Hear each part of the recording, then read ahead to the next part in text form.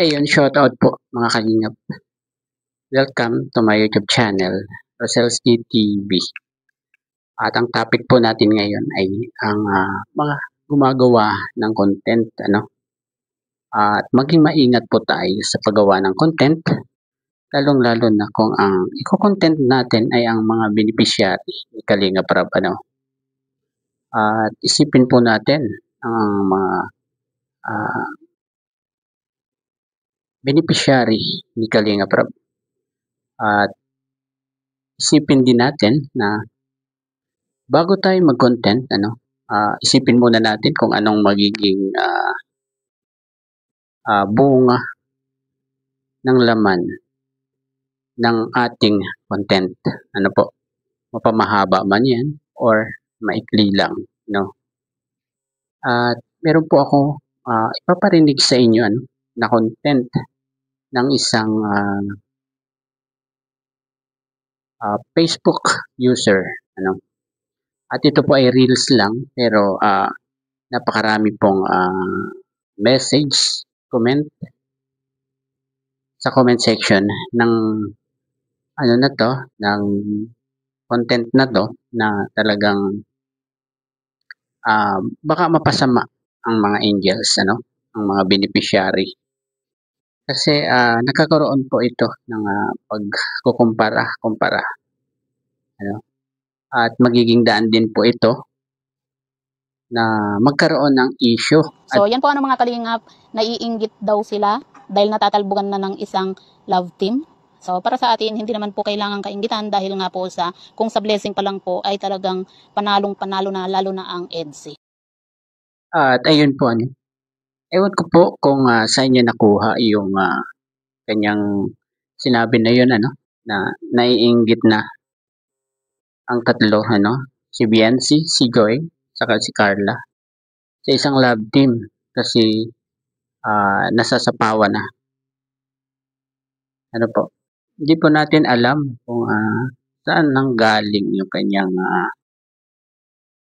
balita na yun, niwala naman siyang inilabas na resibo, di ba? Na nabasa niya to na sa isang comment na ganun nga, naiinggit na yung tatlo, Pero bakit niya nasabi to? Anong masasabi po ninyo dito, mga kalingap? Di ba po magkakaroon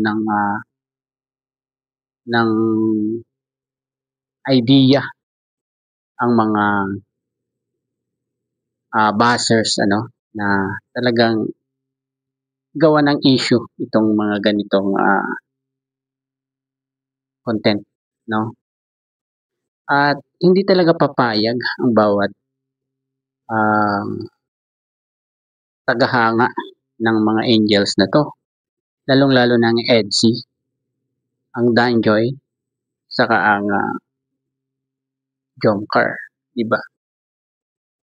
At siguro alam na rin natin kung sino yung love team na tinutukoy niya na kinaiinggitan kuno ng tatlo.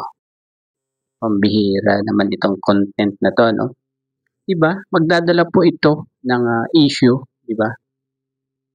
At nabasa ko talaga sa comment section yung content na yan na talagang hindi po sila pumapayag. Nagkakaroon na doon ng pagkukumpara-kumpara. Kinukumpara na yung tatlo doon sa isang sinasabi niya na kinaiinggitan na. Pambihira, At sana yung mga ganitong content, dapat iniisip muna niya bago niya i-upload kung anong magiging sanhi nito.